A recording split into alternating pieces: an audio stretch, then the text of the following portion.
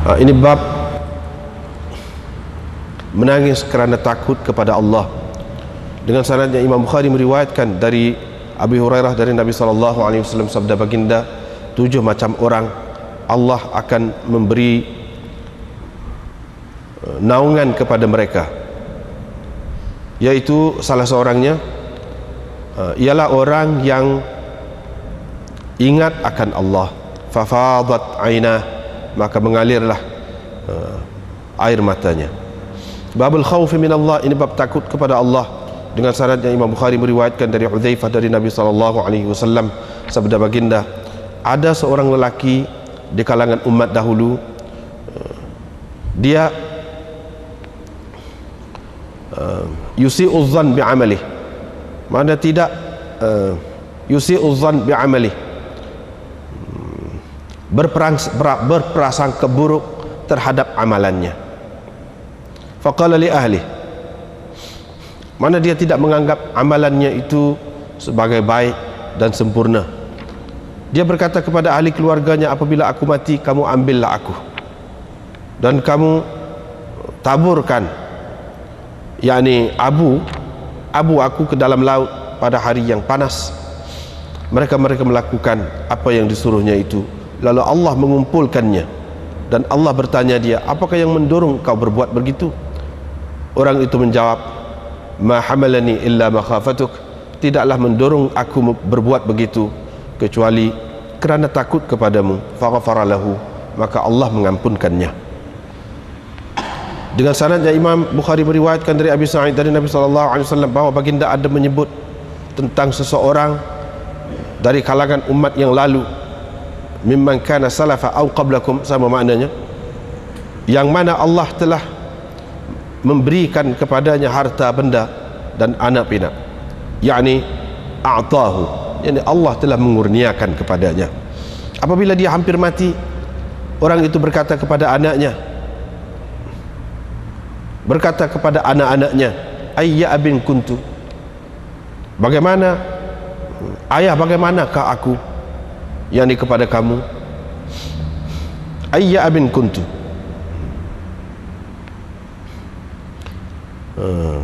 maksud dianya, apa pandangan kamu terhadap ayahmu ini? Qalu khairan, mereka berkata baik. Qala fa innahu lam yabta'ir 'inda Allahi khairan, tetapi orang itu berkata, sesungguhnya dia tidak ada menyimpan apa-apa kebaikan pada Allah. Qatadah mentafsirkan makna yabta'ir itu, makna lam yaddakhir, yang tidak menyimpan. Nanti kalau dia menghadap Allah, tentu Allah akan menyiksanya. Ingat ataupun tunggulah, kalau aku mati, kamu bakarlah aku sehingga aku menjadi arang, maka kamu hancurkannya. Fashaquni, kamu hancurkannya. Au qala fashakuni, itu maknanya sama. Thumma kana idza rihun 'asif, apabila tiba hari yang berangin, maka kamu taburkan abu tu, abu mayat aku tu. Fa akhadha mawathiqahum ala dhalik, dan dia telah membuat perjanjian dengan anak-anaknya untuk berbuat begitu. Demi Tuhanku, memang mereka lakukan begitu. Faqala Allah, dan Allah berkata, kun, jadilah engkau. Fa idza rajulun qa'imun, tiba-tiba terus orang itu menjadi seorang yang sempurna. Faqala, Tuhan pun bertanya, wahai hambaku, apakah yang mendorong engkau berbuat begitu? Qala, orang itu berkata, makhafatuk, kerana takut kepadamu. Au faraqum minka, sama juga maknanya. Ataupun dia kata faraqun minka, kerana takutnya. Fama talafahu an rahimahu, apa yang dibalas Allah terhadapnya ialah Allah merahmatinya. Fahaddathtu Aba Uthman, aku menceritakan kepada Aba Uthman. Dia berkata, saya telah mendengar Salman mengatakan, cuma dia ada menambahkan, fa'adhruni fil bahr, dalam riwayat sini, taburkan aku ke dalam laut, atau kama haddatha, atau lebih kurang begitulah yang diceritakannya. Tak ada apa lagi. Babul inha anil ma'asi. Ini bab berhenti melakukan maksiat. Diriwayatkan dari Abu Musa Al-Asy'ari, katanya Rasulullah sallallahu alaihi wasallam bersabda, perbandinganku dan perbandingan apa yang Allah utuskan aku membawanya ialah seperti seseorang yang datang kepada sesuatu kaum, lalu dia berkata, aku nampak bala tentera dengan mata kepalaku, aku benar-benar memberi ancaman kepada kamu tentang kedatangan musuh itu. Fannaja, maka carilah jalan selamat, maka selamatkanlah diri kamu.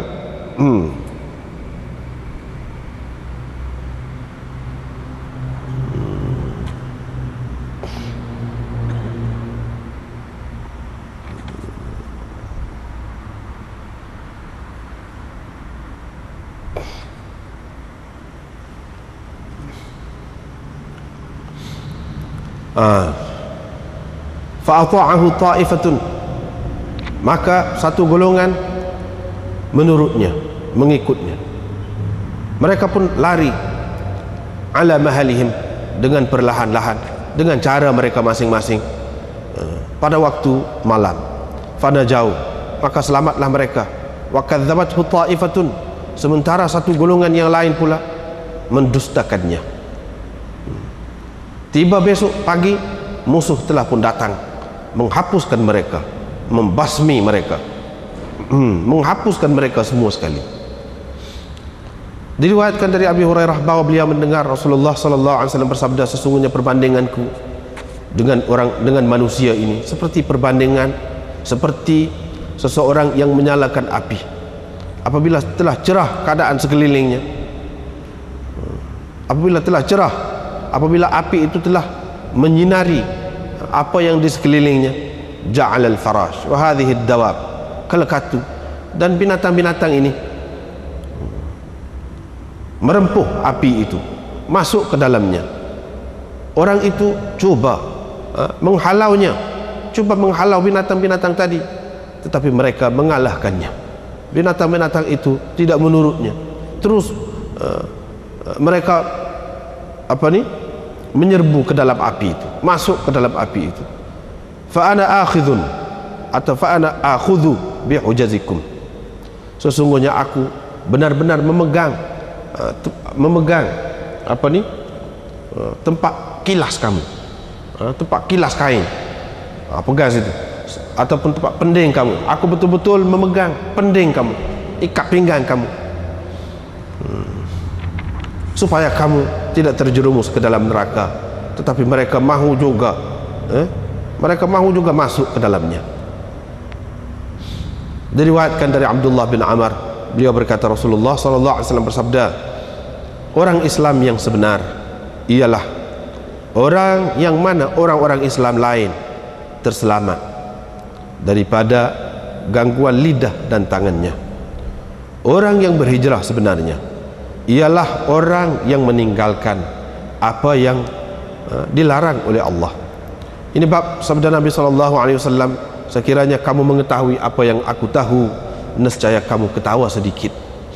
Dengan sanad yang Imam Bukhari meriwayatkan dari Abi Hurairah, beliau berkata, Rasulullah SAW bersabda, kalaulah kamu tahu apa yang aku tahu, nescaya kamu ketawa sedikit dan menangis banyak.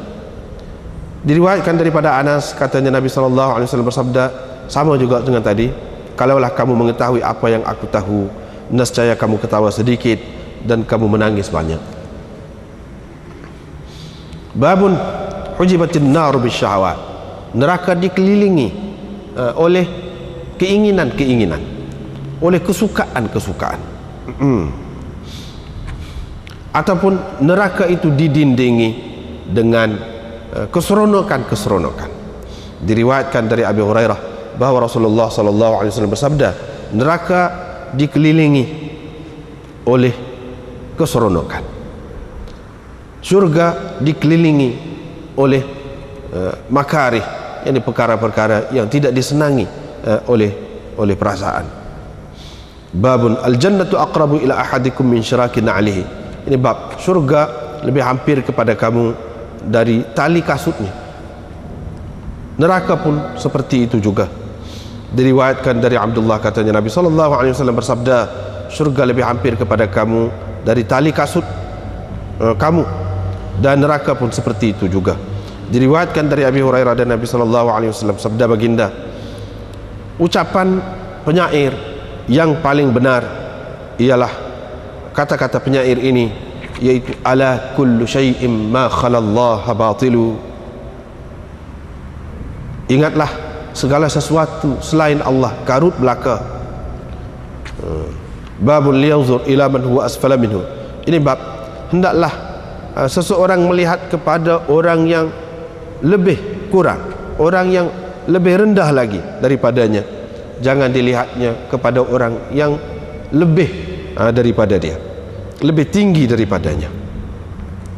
Diriwayatkan dari Abi Hurairah dari Rasulullah SAW sabda baginda, apabila seseorang dari kamu melihat kepada orang yang diberi kelebihan daripada dia pada harta dan pada kejadiannya, maka hendaklah dia melihat kepada orang yang rendah lagi daripadanya, orang yang kurang lagi daripadanya.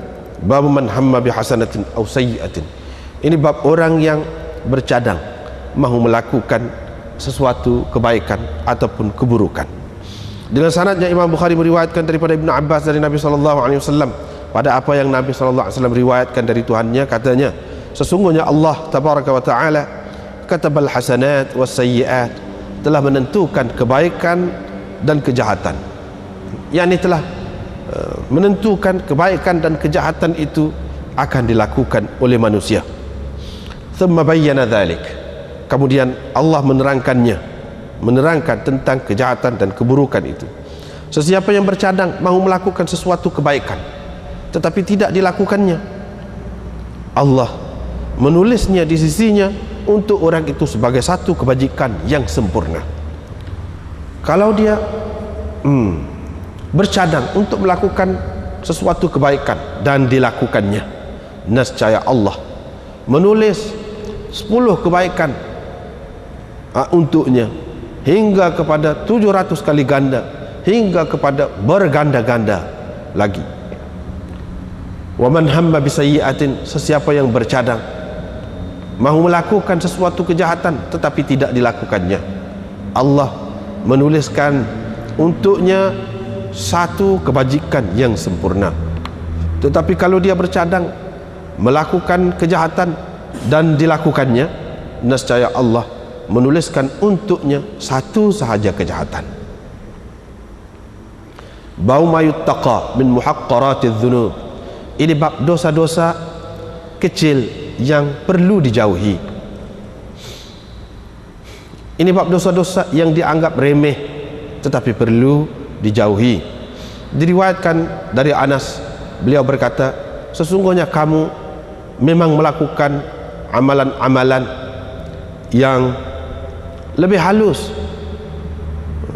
pada pandangan kamu daripada rambut, tetapi sesungguhnya kami menganggap amalan-amalan yang seperti itu di zaman Nabi SAW sebagai perkara-perkara yang membinasakan. Qala Abu Abdullah al-mubiqat, maknanya al-muhlikat, yang membinasakan. Itulah. Ini kita masih lagi dalam Kitabur Riqaq.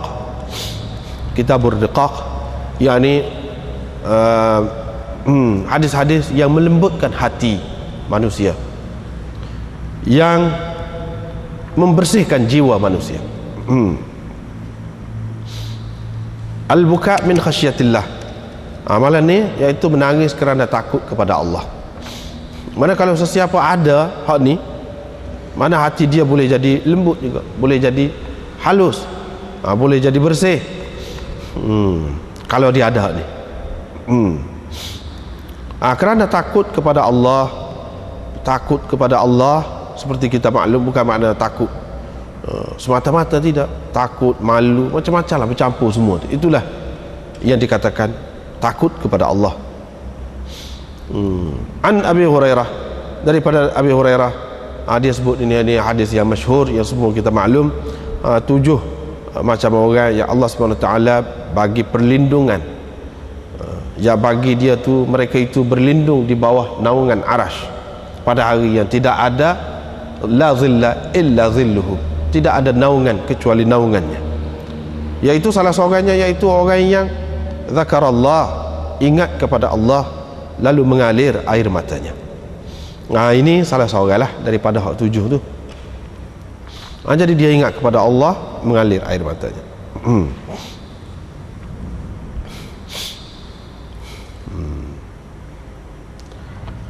Ini kena adalah hak ingat macam tu. Kalau ada orang ada sifat ni, mana membersihkan jiwa dia, menghaluskan jiwa dia.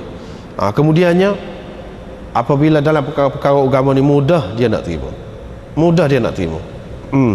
Dan nak buat maksiat payah, jauh nak buat maksiat. Dia suka buat kebajikan, tidak suka buat maksiat.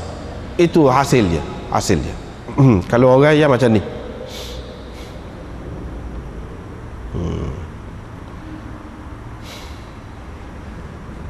tak apalah. Babul khauf min Allah, khasyiyah dan khauf, lebih kurang lah makna dia. Jadi orang ni kita sudah jumpa dah sebelum pada ni banyak kali dah hadis ini, iaitu satu orang cerita orang zaman dulu. Kira-kiranya dia ni bukan orang tidak baik, orang baik. Sebab tu dia kata yusi'u dhann bi'amali, dia bersangka buruk terhadap amalannya. Yani dia tidak berasa dia baik, padahal dia baik dah. Sebab itulah dalam hadis ni dia tanya anak-anak dia tu, ayah ni pada pandangan kamu ayah macam mana? Anak dia kata khairan, baik, ataupun kita kata terbaik. Maknanya baik dengan anak-anak dia. Makna orang baik bukan orang yang jahat semata-mata, tidak. Cuma dia berasa hak dia buat tu sikit, dia tidak simpan banyak, itu maknanya. Jadi dia takut kepada Allah SWT, walaupun dia sudah baik, dia sudah buat dah kebaikan, tapi dia berasa kurang sama. Dia berasa tak sempurna sama dia. Jadi orang yang ada sifat macam ni bagus. Apabila dia ada sifat macam ni, dia akan berasa nak buat kerja sama dah tak cukup, tak sempurna, nak buat biar molek lah. Itu kebaikannya semasa dia hidup, kebaikan semasa dia hidup. Apabila dia berasa dia tidak sempurna, dia kurang sama, dia nak buat lebih lagi lah. Dia nak lebih lagi. Dia kata kalau dia pergi berjumpa Allah tentu Allah seksa dia. Lepas tu tindakan dia apa? Dia suruh apabila dia mati seperti yang kita baca tadi, dia suruh buat. Lepas tu perlu kiranya dia lepaslah, kira-kiranya lepaslah daripada azab Allah. Mana dia ni hancur, tak ada gapo dah, tak ada gapo dah. Kalau kita, maknanya ini dia guna fikiran ni, cerita umat dulu, cerita umat dulu, bukan umat kita sekarang ni. Sekarang ni tak boleh nak bakar lagu tu. Syariat kita lain. Ini hak dulu. Mana kalau sebelum pada ni pun kita sudah jumpa dah bicara. Hak dulu kalau buat lagu ni pun tidak menjadi kesalahan, tidak menjadi kesalahan. Tetapi hak umumnya tidak buat lagu ni, cerita ni. Sebab itu jadi kepelik tu. Kalau sudah bakar belaka, apa perlu suruhnya? Kalau sudah bakar belaka, maknanya tidak bakar juga. Dia ni cara dia sendiri, dan dia buat begitu kerana takut kepada Allah SWT. Mana dikira tidak salah lah pada masa tu. Kira-kiranya tak ada gapo dah, nak seksa gapo dah, kita tak ada dah. Ishaqa, sahaqa tu maknanya kalau kita giling, setelah hancur dah giling lagi, kisah lagi, kisah tu biar halu betul. Jadi nak seksa gapo lagi, dia tak ada gapo dah kira-kiranya. Itu kerana dia takut kepada Allah SWT. Kira-kiranya kalau dia ada lagi sesuatu, dia dikira sesuatu lagi, boleh lagi diseksa. Yang sakit-sakit ni kerana kita ni mempunyai tubuh kita seperti yang ada ni. Apabila sudah hancur sampai begitu, nak berasa gapo dah? Mana tak ada dah dia ni, kira tak ada. Itu tujuan dia. Pasal apa? Dia berasa tidak sanggup nak menghadapi azab Allah SWT. Jadi Allah SWT tahu maksud dia tu, perasaan dia tu, tahu perasaan dia. Bila begitu, Allah SWT menjadikan dia seorang yang sempurna. Lepas tu tanya dia, sajalah untuk pengajaran kepada orang kemudian. Hak lain-lain pula gitu juga, hak lain-lain pula gitu juga. Tanya dia apa sebab buat lagu tu. Dia pun cerita sebab takut kepadamu. Nak ceritanya sini, takut kepada Allah Subhanahu Wa Taala tu, kadang-kadang kalau tindakan tu tak berapa tepat lah, tak berapa kena, baik lagi daripada tidak takut. Baik lagi daripada tidak takut. Baik lagi daripada tidak takut. Kalau tak takut, boleh buat apa saja. Ni dah salah lah kita kata larilah daripada cara biasa tu. Tetapi masih ada lagi jalan mengikut syariat yang lalu. Dulu kita sudah bicara dah ni. Baca dalam hasyiah tu macam-macam dia sebut. Panjang dah cerita dia. Tetapi kalau zaman kita mengikut syariat masing-masing lah. Kita tak boleh buat salah misalnya kerana takut kepada Tuhan maka kita bunuh diri. Tak boleh lagu tu. Tak boleh. Sebab apa? Sudah jelas lah dalam Quran, dalam hadis ke apa, sebut tak boleh bunuh diri. Maknanya melakukan sesuatu yang masih boleh diterima lah, walaupun agak pelik sikit, masih tidak dikira sebagai kesalahan. Kesalahan besar, mungkin kesalahan pada pandangan orang, tindakan kita tu masih boleh lagi. Allah SWT tengok hak lebih pentingnya hati dia tu, apa hak dia buat, sebab apa dia buat gitu. Ketika tu orang lain tak tahulah, orang lain tak faham dah tu. Allah SWT saja yang tahu tentang kita dengan tindakan kita. Jadi supaya orang ni dia kata kerana takut kepada engkau lah, maka apa yang Allah SWT balas kepada dia, iaitu Allah merahmatinya. Jadi dalam riwayat yang sebelum itu Allah mengampunkannya. Jadi dosa-dosa dia ada tu Allah SWT ampunkan. Ini dia nak ceritanya kelebihan takut kepada Allah SWT. Kelebihan takut kepada Allah SWT ia membuatkan Allah mengampunkan dosa kita, Allah merahmati kita. Itu tujuannya. Jadi tidak semesti tindakan macam ni. Takut kepada Allah SWT ni, ikutlah cara lain. Kerana takut kepada Allah SWT, katakanlah kita duduk di bandar, tidak selamat di situ, banyak maksiat, kita lari semata-mata orang lain tak tahu. Hati kita semata-mata kerana kita takut, kita terjerumus, terpengaruh dengan orang lain, maka kita melarikan diri kita, kita pergi duduk di tempat lain. Takut kepada Allah SWT juga. Tidak semesti dalam bentuk ni, macam-macam lah, macam-macam. Kita duduk buat sesuatu kerja tu bahaya tu, kerja tu kadang-kadang mengancam nyawa orang-orang Islam. Tak mahu kerja tu, walaupun pitih banyak, boleh katakanlah jadi tentera lah, jadi polis lah misalnya, kita kata di negara orang kafir, tiba-tiba dia ni terdedah, selalu kena menghadapi orang Islam. Dia pun berasa takut kepada Allah SWT, dia saudara dia letak jawatan tu. Misalnya banyak macam cara takut kepada Allah SWT. Dia letak jawatan walaupun pitih banyak, biarlah kerja lain kalau pitih sikit pun, tak apa, asalkan mana aku selamat. Ni kira-kiranya salah ni aku buat lagu ni. Begitu juga banyak lagi contoh-contoh lain yang hidup, yang biasa, yang kita hadapi semua. Kalau kerana takut kepada Allah SWT, takut kepada Allah SWT tu kita tahu dah, buat macam ni siksaannya, hukumannya, Allah laknat, Allah murka, Allah benci kepada orang yang buat macam ni. Kita pun tak buat. Kerana tu kita sanggup korbankan kerja kita, gaji kita misalnya. Itu orang panggil takut kepada Allah SWT. Jawabnya macam ni, Allah SWT akan mengampunkan orang tu kalaupun ada dosa dia. Allah SWT akan merahmati orang tu. Jadi apabila rahmat Allah SWT ada bersama dia, kalaupun kita kata dia kurang lah dari segi kemasukannya, dari segi duitnya, kerana berhenti kerja tu, Allah SWT akan bagi kot lain, akan bagi kot lain. Kita sebagai orang Islam kena ingat gitu, kena ingat gitu. Rahmat Allah SWT itu yang lebih penting daripada yang lain-lain.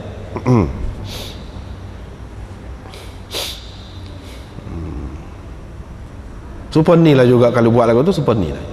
Tidak kata mesti bakar cara lagu ni. Ini satu contoh zaman dulu, maksudnya takut kepada Allah. Babul inha anil ma'asi. Ini bab berhenti melakukan maksiat.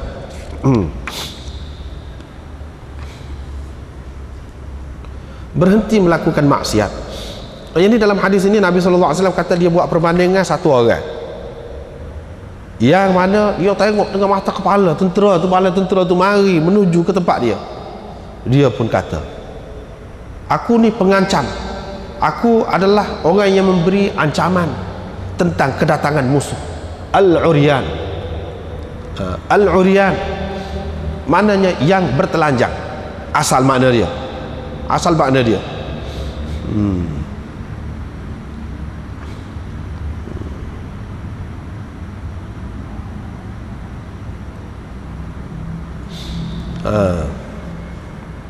Fannaja, selamatkan diri kamu.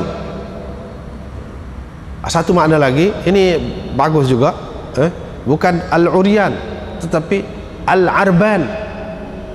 Al-arban. Cuba tengok dalam hasyiah ni, nombor apa? Nombor 1 lah. Nombor 1. Baris yang keberapa kali siapa yang ada kitab ni boleh tengok. Baris yang kelima, baris yang kelima dalam hasyiah. Qala Khattabi berkata, rawa Muhammad bin Khalid al-Arban biba muwahhadah fa in kana mahfuzan fa ma'nahu sahih wa huwa al-fasih bil inzar la yakni wa la yuri yuqalu rajulun arban ay fasihul lisan min a'rab ar-rajul an hajati idza afsaha anha. Itu maknanya saya seorang yang memberi ancaman dengan jelas, dengan nyata. Itu makna. Kalau hak ni kata Khattabi mahfuz, riwayat ini mahfuz, maka lebih terang makna dia dan betul juga. Tetapi kalau kita pakai maknanya, kalau hak ni teranglah, makna cerita dengan terang, bukan sebut secara sindir-sindir, tidak. Kalau kita pakai hak ni, hak kebanyakan ni an-nadhirul uryan, maknanya pengancam, orang yang memberi ancaman yang bertelanjang, yakni melihat kepada penggunaan asal bahasa tu. Yang ni di zaman Arab jahiliah dulu, dia kalau orang nak cerita apa-apa bahaya yang datang mengancam, dia akan bertelanjang dan dia kibah-kibah kain dia tu sambil berlari-berlari, cerita kepada orang, berjaga-jaga, beringat musuh nak mati. Itu cara dia pada masa dulu. Adapun Nabi SAW dan orang Arab kemudian, dia guna perkataan ni, tapi bukan dia bertelanjang, tidak. Mana nak cerita seperti orang tu lah bersungguhnya. Hak zaman dulu nak menceritakan apa-apa sampai dia bertelanjang, kibah baju dia tu, kain dia tu. Aku ni macam tu lah, mana bersungguh-sungguh, bukan main-main. Fannaja, maka selamatkanlah diri kamu. Jadi dia buat perbandingan dia tu dengan orang yang memberi ancaman tadi. Tengok sesuatu bahaya, tiba-tiba ada satu golongan ikut dia, larilah satu golongan dengan cara masing-masing. Hak tu naik unta, hak tu naik kuda, hak tu berjalan kaki, tak kira lah, lari menyelamatkan diri. Tetapi ada golongan yang lain yang mendustakannya. Pagi besok, pagi lagi sampai ada musuh. Bila sampai, hak mana ada tu menghancurkan habis, memusnahkan habis, menghapuskan habis. Aku pun lagu tu juga. Cuma hak ni masalah akhirat, hak tadi hak masalah dunia. Kalau masalah dunia, misalnya sekarang ni kan banyak kan, ada dia bagi ancaman, dia bagi maklumat awal, maklumat awal, tentang ribut kah ataupun macam-macam tufan kau nak mari, dia bagi ancaman. Dia cerita dalam masa sekian-sekian beberapa hari lagi, ataupun gunung berapi kau nak meletup, gunung berapi kau nak meletup melalui alat-alat dia tu. Pihak dia mengisytiharkan, menghebahkan kepada orang ramai bahawa gini-gini. Seperti yang berlaku di negeri-negeri yang maju, banyak juga dia boleh kesan betul juga. Jadi hak mana-mana lari tu selamatlah. Hak mana dengar kata dia tu, hak mana tak lari tu kenalah dia, kena. Maknanya begitu. Hak ni pasal dunia, pasal akhirat tak ada siapa boleh cerita. Nabi saja yang boleh cerita. Jadi dia kata manusia ni begitulah. Hak selamatnya macam mana? Ikut Islam. Tidak selamatnya kalau tidak ikut Islam. Maka kalau apabila tak ikut tu, binasalah dia. Binasa. Jadi hak nak di sini apa dia? Meninggalkan maksiat. Maksiat itu adalah di antara hak Nabi SAW kata jangan buat. Kalau kamu buat, kamu kena gini-gini. Tiba-tiba ada orang yang tu, ada orang yang tidak tu. Hak tidak tu kan? Tak turut perintah Nabi, larangan Nabi SAW, kenalah dia masuk neraka. Hak tu selamat. Ini maknanya tajuk ni, iaitu berhenti melakukan maksiat. Kita nak tahu mana maksiat tidak maksiat, Nabi SAW ceritalah. Hak dia cerita tu, bahaya dia tu yang mengancam kita kalau kita buat. Serupa dengan apa? Serupa dengan musuh tadilah mari. Dia tengok sendiri musuh mari. Orang yang reti, yang tahu, yang mengaji, yang ada alat cukup, tengok dah ni ribut nak mari, kita tak dengar hak dia. Ni kalau kita dengar hak dia, kita selamat. Hak ni begitu juga, dia kata dah kalau buat gini-gini masuk neraka, kalau buat gini begini azab dia, seksaannya. Kita tak ikut. Bila tak ikut, kenalah kita. Itulah yang dikatakan kita kena meninggalkan maksiat. Meninggal maksiat tu kita nak tahu mana. Nabi SAW cerita lah, dia cerita dah benda ni bahaya, benda ni mengancam kita, benda ni beri kebaikan kepada kita, ini jalan selamat kita, ini jalan bahaya kepada kita, kita langgar semacam. Maknanya membahayakan kita sendiri. Kalau dalam dunia, akibat tidak turut orang yang tahu, sampai binasa satu bangsa tu, sampai hancur, musnah mereka, dihancurkan oleh musuh. Hak akhirat pula gitu lah juga. Itu perbandingannya. Satu lagi perbandingannya, iaitu satu orang menyalakan api, apabila menyalakan api, cerahlah keadaan sekeliling. Faedah api kan ada dia, faedah dia tu, iaitu kita dapat cerah. Tapi adalah hak tak cerdik ni, ada hak tak cerdik. Api tu sepatutnya kita ambil munafaat, ambil cahaya dia tu, bukan kita pergi terjun dalam tu. Ni ada dia hak jenis makhluk. Ni perbandingan. Kita halau dia, kita kebah dia, mari tekas macam mari ke api. Tekas macam mari ke api. Aku betul-betul sudah macam pegang ni kilah, kamu pegang tempat kilah ni, pegang kemah, jangan pergilah. Mana sekat pergi, pegang ikat pinggan misalnya tu, pegang jangan pergi semacam, maknanya pergi masuk neraka. Begitulah juga maksiat, apa-apa yang dilarang oleh agama tu, mana benda tu sebenarnya neraka tu, api, tapi kita tidak tahu. Kita tidak nampak sebab kita tidak nampak. Kita keadaan kita tidak tahu ni betul-betul serupa kita macam kelkatu, macam benda-benda terbang tu, binatang-binatang yang terbang, serangga yang macam tu, pergi terkam, pergi ke api. Itulah kutulah. Tidak tahu benda tu akan membakar diri kita. Dia berasa seronok, suka pergi masuk ke situ. Setara tu je kita. Kalau tak ada orang yang cerita, setara tu. Jadi Nabi SAW melalui agama yang dia buat mari tu, dia sekat. Dia halal, dia cerita itu api, jangan masuk. Perkara-perkara yang dilarang oleh Allah SWT, apa yang ada juga, dia ada lah tu hikmat dia supaya api. Kalau tak ada api, kita nak masuk lagu mana? Nak makan nasi pun tak boleh, tak kena makan beras. Hikmat dia tu ada lah. Kita tak sosok ahok tu, apa yang dia buat juga maksiat. Apa dia buat, kita ni ada perasaan nak benda tak molek, tak perlu seahok tu. Hak tu memang perlu dalam hidup ini, seperti mana kita perlu kepada api. Kalau tak ada api, macam mana nak ada cahaya? Tapi bukan nak suruh masuk dalam api. Itu maknanya kita kena faham, ada benda tu bukan bermakna nak suruh kita buat. Kita kena tahu ada dia tu untuk apa. Gitu. Nak tahu mana? Nak tahunya melalui Nabi lah. Dialah yang cerita benda ni, walaupun apa sinar-sinar ni bukan benda molek. Molek pun daripada jauh saja moleknya. Kalau kita pergi dekat tak boleh, bahaya kepada kita. Berasa saja sedap, nampak sedap, suka kita. Tapi kalau kita pergi, bahaya. Berapa banyak perbandingan dalam dunia ni, banyak benda yang bahaya lah. Kalau kita tengok kat salji tu kak, tempat salji tu berasa nak terjun. Nah, berasa nak terkagum tempat salji tu, suka nampak daripada jauh. Orang-orang sana tu kira nak lari. Sejuk. Kita tengok daripada jauh ni dapat sedap. Kalau pergi terjun kalau atas bukit tu, dia bukit begini, bukit salji tu dia naik ke atas. Kalau kita pergi terjun, dia jatuh ke bawah, dia naik lah ke mana? Jelah bukit.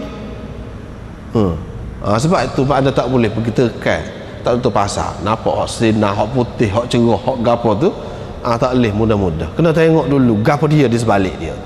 Sebab itu ada kesesuaian dengan hadis hak selepas ni. Tengok mari, neraka tu dikelilingi oleh semua benda hak sedap, hak kita tertarik seperti mana kelekatu tadi tertarik dengan api, pergi-pergi di sebalik tu mengancam nyawa dia. Jadi hendaknya apa dia? Hak Nabi SAW larang tu, itulah yang dikatakan maksiat. Jangan kita mendekati maksiat, kita kena berhenti, jangan pergi dekat. Kalau pergi dekat, maksiat akan membakar kita. Kita kena berasa supaya kita masuk ke dalam api tadi apabila kita buat maksiat, gitulah.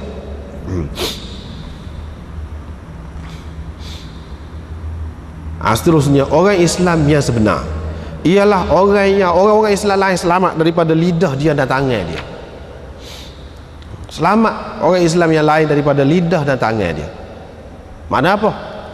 Mana dia tidak melakukan maksiat, dia tidak melakukan, dia menahan diri dia, tangan dia daripada buat benda tak molek, lidah dia daripada mengucapkan perkara yang tidak baik, dia tak ada. Itu maknanya dia tidak melakukan maksiat lah. Bukan makna dengan tangan, dengan lidah saja, dengan apa-apa sajalah. Sebutkan tangan itu pasal kekuasaan, segala-galanya terkumpul di dia tu yang utamanya. Lepas tu untuk nak kata ke orang mudah, kalau nak buat benda lain payahkanlah. Tapi kalau dengan lidah mudah nak kata ke orang. Lepas tu Nabi SAW tak kata dengan ucapan dia, tapi dia kata dengan lidah. Sebab apa? Sebab ini isyarat dengan apa bentuk sekalipun tak boleh menyakiti orang Islam. Misalnya ada juga orang dia benci kepada orang tu, dia nak nganyi ke orang, dia jelal lidah. Dia jelal lidah. Dia tidak kata, tapi dia jelal lidah. Lagu tu pun tak boleh juga. Tak boleh juga. Itu makna menyakiti juga. Sebab tu dia sebut lidah. Dengan lidah tu boleh kita nak ejek orang, boleh juga kita nak kata uduh pada orang, boleh. Mana tak boleh belaka, dia tak buat dengan apa cara sekalipun, dengan isyarat kau, dengan apa kau, tak. Maknanya dia tidak melakukan maksiat. Situ maknanya.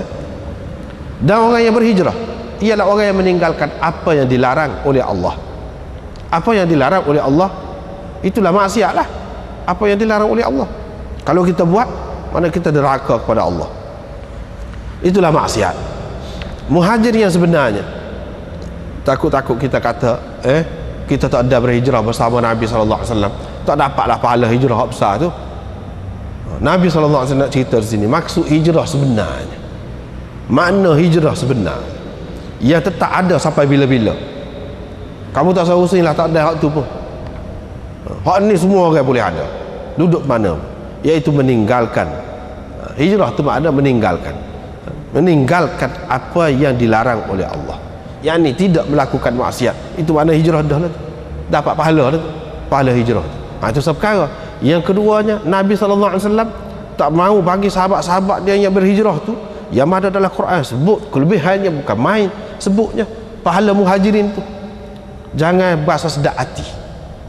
Sebab apa? Orang yang berhijrah sebenarnya bukan semata-mata yang berpindah daripada Mekah tu pergi ke Madinah, tetapi yang sebenarnya yang meninggalkan larangan Allah. Mana supaya seterusnya dia jaga tu, barulah ada makna hijrah tu yang sebenar. Sini pun ada makna meninggalkan maksiat juga. Ini bab Nabi SAW bersabda, kalau kamu tahu apa yang aku tahu, nescaya kamu suka sedikit dan menangis banyak. Kalau kamu tahu. Kalau kamu tahu apa yang aku tahu, suka sikit menangis banyak. Suka sikit ialah panjang lah. Kalau kita nak ni saja ni pun panjang dah.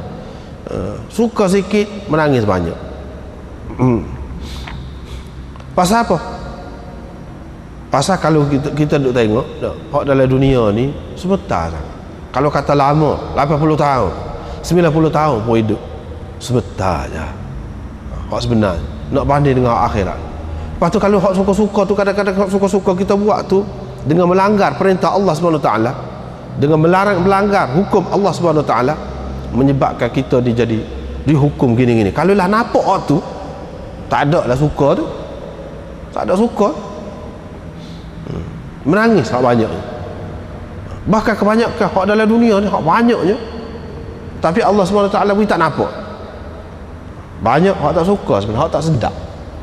Hak tak sedap. Hakikat dia tu, hakikat dia tu.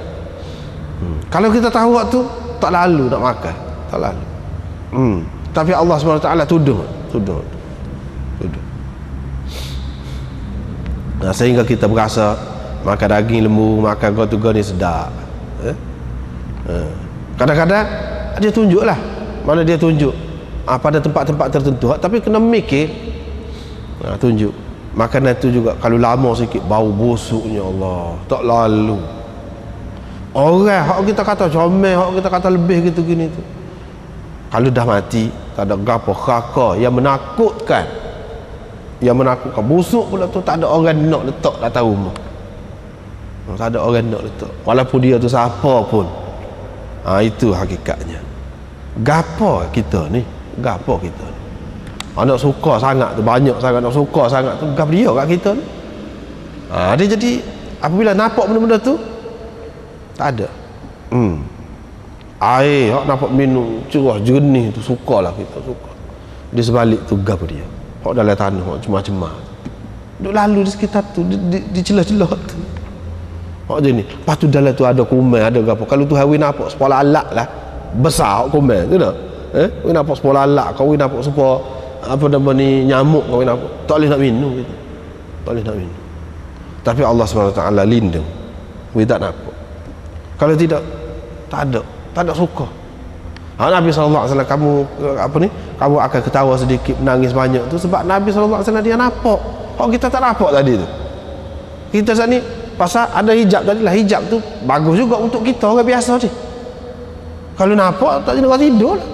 Tak jadi tidur. Sama ada nampak hak akhirat tu ke, tak jadi hidup dunia kita. Tak jadi. Dah Nabi SAW kata dalam hadis Bukhari ni pun sudah sebut dah, kalau dia tunjuk bidadari, bidadari paisah orang dalam dunia, paisah. Apa tu nak pergi jalan ke mana? Dah kalau paisah. Tak ada nak nikah dah lah. Tak ada nak nikah. Lagu mana dunia nak jadi? Tak boleh. Tidak. Hikmah Allah SWT tidak nak lagu tu. Begitu juga kalau tunjuk neraka, tunjuk azab kubur, sudahlah. Tunjuk azab kubur tu asal tunjuk neraka. Tak jenera tidur dah. Tak jenera tidur. Apabila tak jenera tidur, nak akhir jalan kau sakit kepala. Tidak. Hikmah Allah SWT tidak nak lagu tu. Sebab tu dia tak boleh nampak. Dan Nabi SAW pun kata, kalau kamu nampak, kalau kamu tahu apa aku tahu, dia tahu dah. Allah SWT tak boleh tahu tu, memang sesuai dengan hikmat dia. Tetapi hak sebenarnya, hakikat dunia ni nak cerita lagu tu lah, tidak lebih daripada tu. Barang yang menyebabkan kalau kita tahu, kita tidak akan suka banyak, bahkan kita akan menangis hak tu hak banyak. Itulah hakikat dunia. Gapo pun tak seceritalah, gapo pun memang lagu tu, memang lagu tu hak dunia ni. Mujurlah Allah SWT tak boleh dapat, boleh lindung kepada kita semua tu. Boleh lindung, boleh terhad hidung kita, boleh terhad mata kita, boleh terhad telinga kita. Kalau tidak tak jenera tidur, bising dunia ni. Ni telinga kita terhad, sekat ni yang boleh dengar, lebih lagi tak boleh. Hidung kita sekat ni yang boleh hidup, kalau tidak busuk banyak.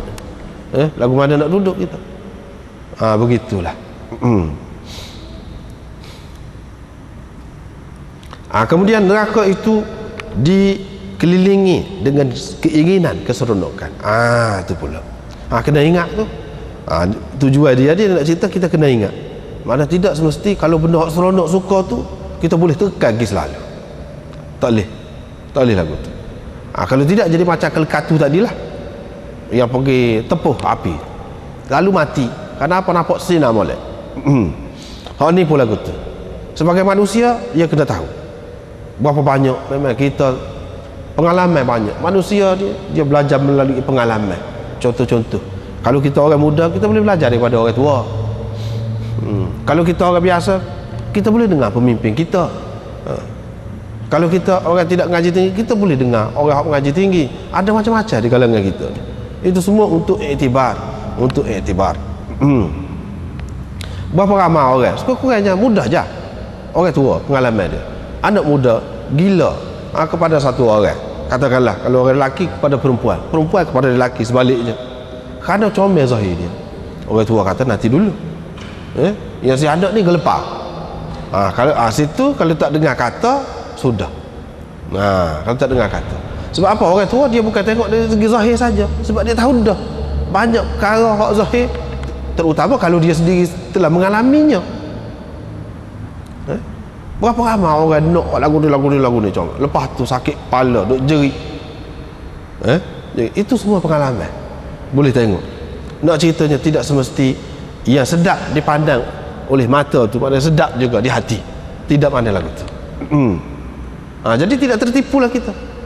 Hak tu hak dalam dunia, hak benda dunia pun di sebalik hak zahir tu ada tak molek dah di belakang dia tu.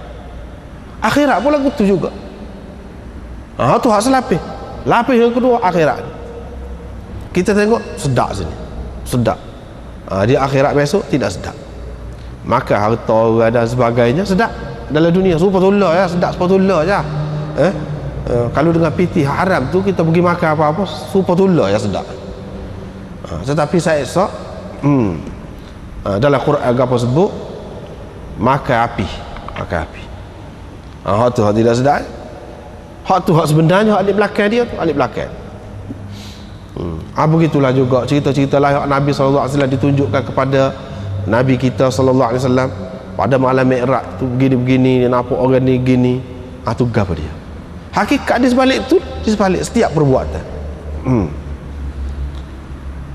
Tapi sedap nampaknya. Syurga pula tak sedap. Tak sedap. Berapa banyak lagu tu. Di sebalik tidak molek tu ada hak molek. Berapa banyak? Memang banyak benar lah. Banyak benar. Sekurang-kurangnya kita kata kita boleh mengalami semua. Kalau tidur pagi sedap benar, tidur pagi. Nak bangun main subuh tu sedap? Tak sedap tu.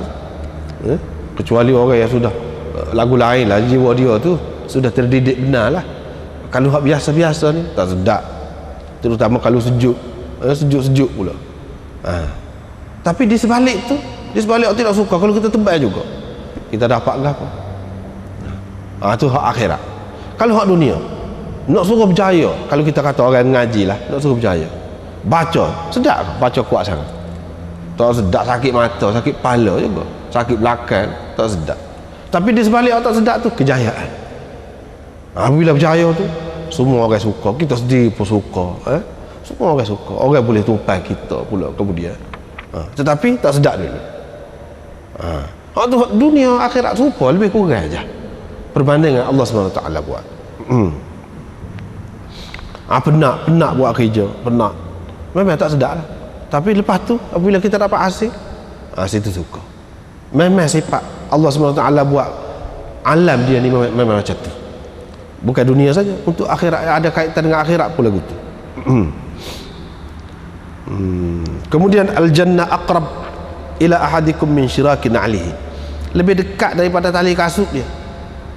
Mana dekat benar lah nak ceritanya di sini. Orang Arab kalau dia kata lebih dekat daripada tali kasut, mana nak kaya dekat benar.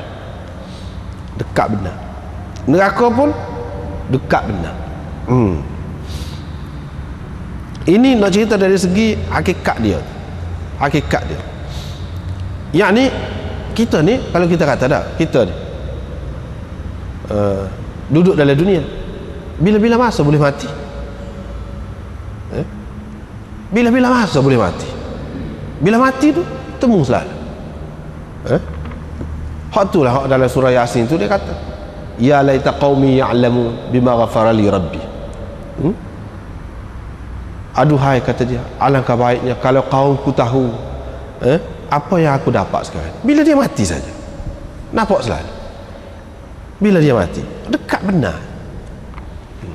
Kalau pun tidak surga sebenar pun, tidak surga betul, tak masuk lagi dalam surga, tetapi gambaran surga tu, kenikmatan hasil daripada kehidupan dia, nampak selalu hasil daripada kehidupan. Kalau mati hak tak boleh, lagu tu juga nampak selalu dekat sangat. Bila-bila masa. Jadi orang Arab kalau dia nak gambarkan sesuatu tu dekat sangat, dia akan kata lebih hampir daripada tali kasut dia. Dia kata lagu tu. Bukan makna syurga dengan neraka tu duduk dekat kaki, bukan makna lagu tu lebih dekat lagi duduk celah tali kasut tu, tidak makna lagu tu. Ini ibarat dia tu, bahasa dia tu dia guna gitu. Itu satu makna. Yang kedua, lebih hampir daripada tali kasut, dekat sangat tu maknanya. Kita kata surga tu duduk mana, neraka tu duduk mana. Boleh jadilah kalau orang-orang yang tak ada agama, dia boleh buat ngaji. Orang-orang yang tidak percaya kepada agama nak masuk neraka mana, tak tahu gimana, jauh. Dia kata begitu. Lepas tu surga kita nak pergi lagu mana, kapal terbang ke apa, tak ada. Kapal terbang kojek ke apa, tak ada. Dia tu bukan duduk dalam kawasan mana alam biasa ni. Lepas tu nak pergi lagu mana? Jawabnya dekat belaka. Dekat tu kepada Allah Subhanahu Wa Taala. Kepada kita mungkin jauh. Jadi tidak mudah, tidak payah sikit abuk kepada Allah Subhanahu Wa Taala untuk memasukkan kita ke dalam syurga, untuk memasukkan kita ke dalam neraka. Walaupun kita sudah hancur lebur dah, kita rasa jauh, tak tahu mana dah, kita kata Allah Subhanahu Wa Taala boleh memasukkan dengan mudah saja. Dekat kepada dia, jauh kepada kita. Kepada dia dekat, mudah saja, tidak payah. Jangan kata jadi kalau kita buat gini-gini macam mana kita nak boleh masuk. Tak seharusnya, tak usah fikir hal tu. Kepada Allah Subhanahu Wa Taala terlalu dekat. Itu makna yang kedua. Makna yang ketiga, lebih hampir daripada tali kasut tu, maknanya untuk masuk ke dalam syurga kadang-kadang tidak payah, dekat sangat je. Dengan ucapan je, 2 kalimah syahadah, dakhalal jannah. Nabi SAW kata masuk dalam syurga. Katakanlah seorang tu sepanjang hayat dia hidup sebagai orang yang bukan Islam, orang kafir lah, buat jahat semua.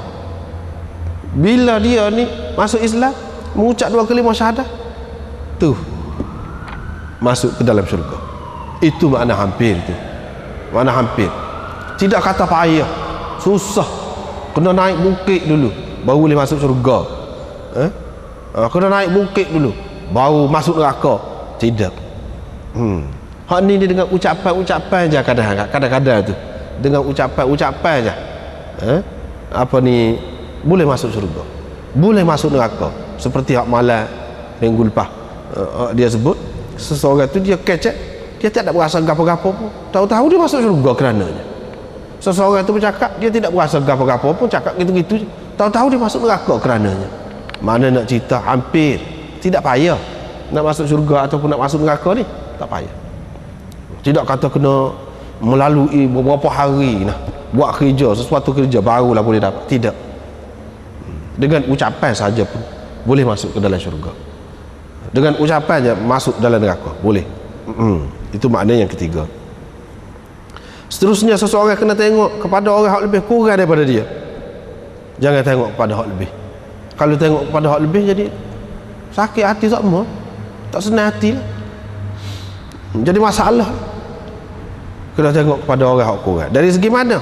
Dalam hadis disebut, kalau Allah SWT kurniakan kepada satu orang, kepada orang lain kelebihan dalam harta benda, ada anak, lebih-lebih anak, kita jangan deki, jangan iri hati, jangan ada perasaan-perasaan yang tidak molek. Bahkan kita kena bersyukur, mujur dah setara ni kita ramai lagi orang lahak teruk lagi. Kita ada juga anak, ada lagi orang tak ada anak. Kita ada juga jadi walaupun tidak jadi semua, Ada orang yang tak jadi serabut anak. Kita tak ada kaya lah, tak ada kaya, tidak jutawan lah, tapi ada orang lain sesuatu lagi pada kita tak boleh nak makan benar, kita boleh juga makan. Dia kena duduk situ baru tenang jiwa dalam hidup dunia ni. Kalau tidak serabut sama. Begitu juga wal khalq, dalam kejadian. Kalau kita kurang, kita ni kurang lah, uduh lah, ada lagi hak uduh lagi pada kita, mujur lah setara ni. Ada orang yang Allah SWT buat cacat, kita tidak.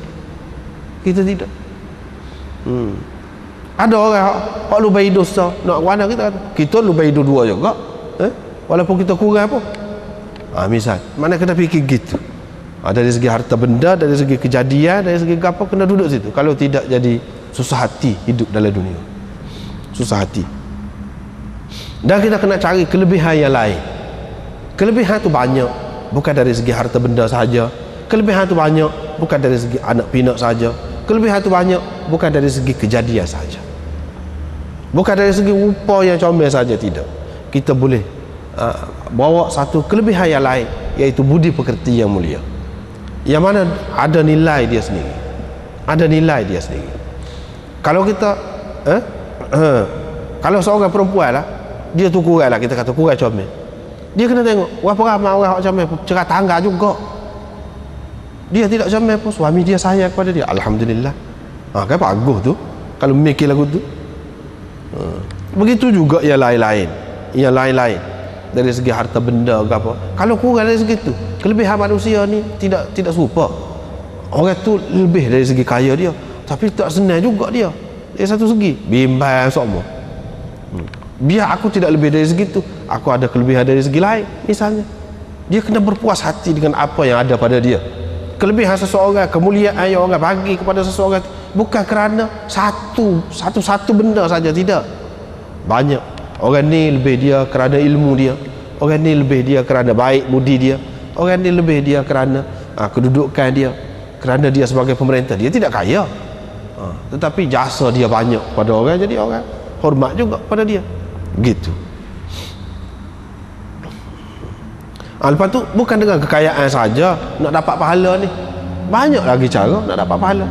Allah SWT buka pintu untuk dapat pahala ni bukan melalui kekayaan saja, banyak lagi cara lain. Jadi kita tak perlu pusing, banyak lagi kelebihan lain. Kita buat mengikut apa yang ada pada kita, yang senang kepada kita. Itu maknanya man hamma bihasanatin aw sayyi'atin. Sekatulah wallahu a'lam. Subhanakallah, astaghfiruka wa atubu ilaik.